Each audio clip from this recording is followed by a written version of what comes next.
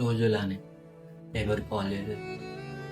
అసలు నేను బతికున్నానా లేనా అని కూడా ఎవరికి తెలియదు.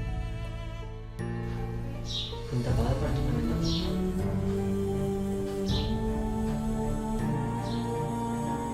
ఎందుకు చిన్నప్పటి నుంచి నాకు ఫ్రెండ్స్ అని వాళ్ళు లేరు.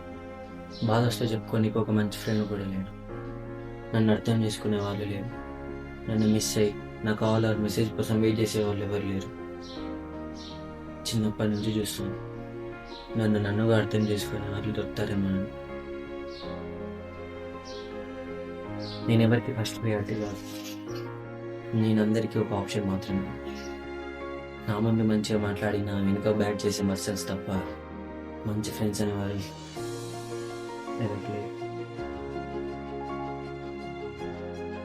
ప్రపంచం అంతా అట్లనే ఉన్నా, మనుషుల ముందు ఒకలా, మనుషుల వెనుక ఒకలా. అసలైన ఫ్రెండ్ అంటే ఎవరో తెలుసా? నీ ముందు నేను పోవడం వాళ్ళు కాదు, నువ్వు లేకుండా నువ్వు వెనుక కూడా నిన్నేమి కాపాడేవాళ్ళు. అట్లాంటి వాళ్ళైతే ఎవరు లేరు. ఒక క్వశ్చన్ అంతా మంచిగా చెప్తావు. నువ్వు ఎప్పుడైనా మీకోసం నువ్వు బతికావా, లేక ఇతరులను సాటిస్ఫై చేస్తూ బతికావా? నాకు కూడా తెలియదు.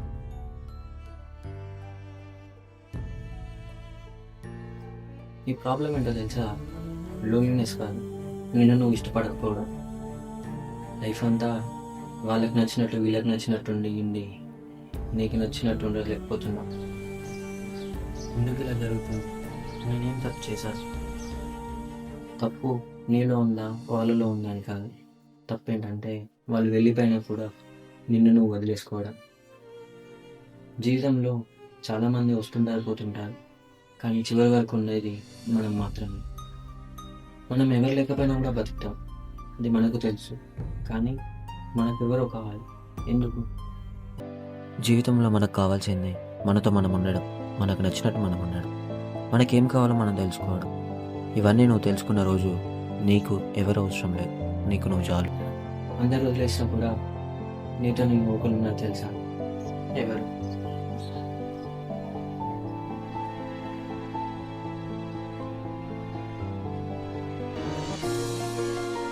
అవును, అందరూ వెళ్ళిపోయారు. కొంతమంది అవసరం తీరాక, కొంతమంది కారణం లేకుండా, మరి కొంతమంది తిరిగి రాకుండా. కానీ ఒక్కడు మాత్రం ఎప్పుడు నాతోనే ఉన్నాడు. వాడిని నేను ఎప్పుడు చూడలేదు. ఇక నుంచి నన్ను ఎవరైనా వదిలేస్తే బాధపడను, ఎందుకంటే నాకు నేనున్నాను. లైఫ్లో ఎవరు లేకపోయినా నాతో నేనున్నాను. సో ఎవరు లేరు అని బాధపడడం కన్నా నాతో ఎప్పుడు నేనుంటాను, నాతో నేనే.